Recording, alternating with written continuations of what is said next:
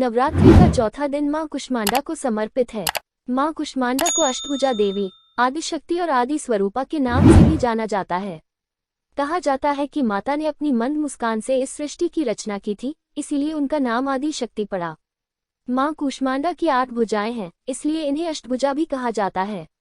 इनके 7 हाथों में क्रमशः कमंडल, धनुष, बाण, कमल पुष्प, अमृतपूर्ण कलश, चक्र तथा गदा हैं। वहीं 8वें हाथ में सभी सिद्धियों और निधियों को देने वाली जापमाला है। मां कुष्मांडा को कुम्हरे की बलि अति प्रिय है और संस्कृत में कुम्हरे को कूष्मांडा कहते हैं। इसीलिए मां दुर्गा के इस रूप को कूष्मांडा कहा जाता है। मां कूष्मांडा की कथा। हिंदू धर्म शास्त्रों के अनुसार कूष्मांडा का मतलब कुम्हरा है। कुम्हरे को कूष्मांडा के नाम से भी जाना जाता है, इसीलिए मां जगदम्बे के चौथे स्वरूप का नाम कूष्मांडा पड़ा। इन देवी का अवतरण असुरों का संहार करने के लिए हुआ था।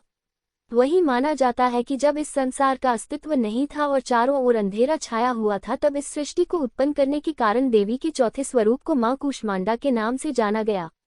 इसी कारण मां कूष्मांडा को ही आदि स्वरूपा कहा गया है। देवी कूष्मांडा के शरीर की चमक सूर्य के समान है। मान्यता है कि जो कोई सच्चे मन से देवी कूष्मांडा की पूजा पाठ करता है, उससे मां प्रसन्न होकर समस्त रोग शोक का नाश कर देती है। साथ ही इनकी भक्ति से मनुष्य के बल, आयु, यश और स्वास्थ्य में वृद्धि होती है। देवी कूष्मांडा को पीले रंग का कमल बेहद पसंद है। मान्यता है कि अगर इसे मां कूष्मांडा को अर्पित किया जाए तो साधक को अच्छे स्वास्थ्य का आशीर्वाद प्राप्त होता है।